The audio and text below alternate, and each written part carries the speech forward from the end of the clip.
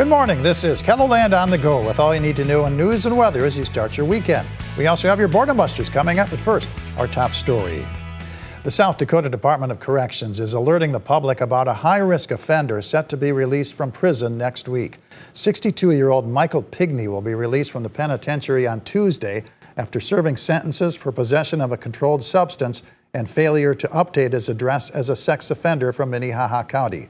Secretary of Corrections Kelly Wasco says Pigney has a criminal history involving sex offenses and that institutional assessments indicate he has a high risk to reoffend. Pigney will not be under parole supervision since he's completed his entire sentence.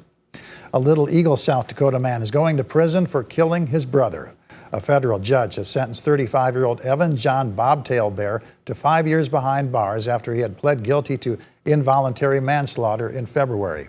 Prosecutors say Bobtail Bear got into an argument with his brother in May of 2024 and punched him in the head. His brother went down from the punch and struck his head on a concrete driveway, leaving him unconscious. The brother died in a North Dakota hospital the following month. South Dakota lawmakers have differing opinions on comments made by Sioux Falls Mayor Paul Tenhaken over funding from property taxes.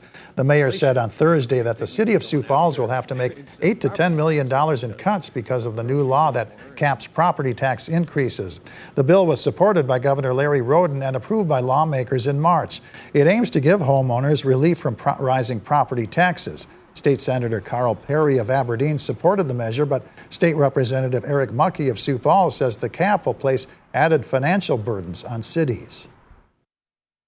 That you can't just do this big policy maneuver. Big policy doesn't work. You need more precise. It is a bill that does do what it's supposed to do. In a statement to KELOLAND News, Governor Larry Roden says he talked with the city and county officials about the impact of the legislation and made changes after hearing their concerns. South Dakota Public Broadcasting is facing potential staffing cuts as Congress claws back $1 billion from stations across the country. SDPB's executive director tells KELOLAND News that more than 20% of its overall budget comes from federal dollars. Everything is going to have to be up for discussion because potentially 15 to 20 people out of 60, it's a lot. It's going to impact both of our TV and radio services. The federal cutbacks come after SDPB fought for state funding earlier this year when then Governor Kristi Noem proposed a $3.6 million cut.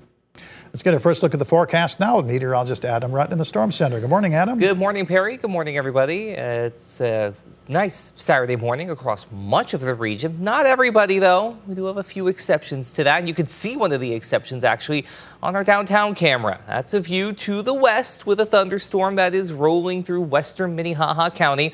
70 at the airport, north wind at 7 miles per hour. We'll watch that as it moves on through. Meanwhile, up in Aberdeen, that's a look to the southeast, 60 with a north wind at 10 miles per hour up that way. Over in Pierre, we're at 62 with a view south toward the Capitol building, east wind at 11 miles per hour. And a look to the east in Rapid City, 66 with a south wind at 3 miles per hour. We do have a little bit of fog out there. You saw the Gregory camera at the beginning of KELOLAND on the go. We also had a little bit of fog in Huron, now over toward Winter. We had Brookings earlier this morning in a fog bank. So please keep that in mind. There is some patchy, dense fog out there. Visibility could dip below a half a mile at times. Otherwise, 70s from Chamberlain through Sioux Falls, Yankton at 71, 69 degrees over in Iowa toward Spencer, 60 Sisseton, 63 for Spearfish, 62 in Watertown as well as Buffalo with a largely calm breeze in place. It just depends on where you are. You either get a northerly wind or an easterly breeze around 5 to 10 miles per hour. We'll talk about the rest of your 7-day forecast, which gets warm, humid, and unsettled coming up in a little bit. All right, thank you very much, Adam. The threat of severe weather didn't dampen the spirits of thousands of concert goers at last night's Rock the Country Music Festival. People waited in long lines at the Denny Sanford Premier Center Friday to board shuttle buses to the W.H. Lyon Fairgrounds where the concert took place. Fans came from as far away as Canada to see performers such as Kid Rock, and they weren't worried about the threat of rain. Perfect, let's go. Wetter the better, baby. Well, you can look for more long lines of fans when day 2 of Rock the Country gets underway this afternoon. Now, the lineup will include them Dirty Roses at 2:30 p.m., Dina Carter at 3:10, Mark Chestnut at 4:05, Gavin Adcock at 5:25, Travis Tritt at 7:35, and headliner Nickelback at 9:35. The Levitt at the Falls concert series in downtown Sioux Falls features the headliner Shamar Allen. The free music starts at 7 p.m. with the opening act of Sayai Oyenloye.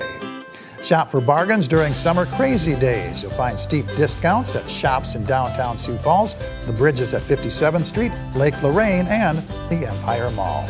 Summer festivals in South Dakota include Pioneer Days in White, Community Fun Fest in Waubee, Badlands Astronomy Festival in Interior, Town and Country Days in Lake Preston, Danish Days in Viberg, Gold Discovery Days in Custer, and Depot Days in Canton. And it's the Silver Dollar Nationals at Huset Speedway in Brandon, $75,000 to win. Gates open at 4:30, hot laps at 6:30, and the races start at 7:30. Adam? Well, yesterday's low pressure system that gave us our severe weather in Minnesota is now moving through Iowa and Wisconsin. We actually saw a tornado warning get posted for the Des Moines area earlier this morning. That's going to continue to push on over to the south and east, but we still have a little bit lingering on the backside of that. We had a couple of severe thunderstorms in Minnesota last night from that system, and one such actually prompted a tornado warning in northeastern Cottonwood County with radar indicated rotation. But now just a lone thunderstorm about ready to knock on the door of western Sioux Falls as it moves through Hartford. And then we have a couple of scattered showers from Rapid City, points south and east, moving through Jackson County, Todd, Millette, Bennett, and Tripp counties as well. This will all migrate to the east, so we'll see that through the morning into the early afternoon. It's not going to be completely quiet down to the south and southeast, but it could be worse. Could be what they're seeing in Iowa right now. Up to the north, though, yeah, you are good this morning. Aberdeen's camera, for example, showing a pretty nice view a little bit earlier,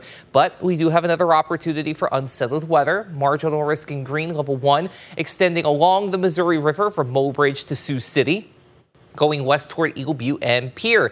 Then a slight risk, level 2 in yellow for western South Dakota, and then extending along the Nebraska border toward Mission and into Valentine. Large hail is the main concern, along with gusty, strong winds. There is an isolated tornado risk, of course, with any storm that is really able to get its act together and get itself, for lack of better terms, more riled up. So here we go through Futurecast. We'll start with the short term at first, and you'll see those showers and thunderstorms come and go in the morning, but then watch out west as we get another opportunity to come around. There's 5 p.m., for example. You can see some of those cells in Wyoming before they jump over and then head eastward as we go into the overnight time frame. So please keep that in mind as we go through the next about 12 to 18 hours. Then for the next about 6 or 7 days, you're going to notice a daily opportunity for showers and thunderstorms that will come and go. Some days, like Sunday into Monday, then Monday night into early Tuesday, and then later on in the week, we'll have better opportunities than others. So it's not a matter of if we get scattered showers and thunderstorms in place,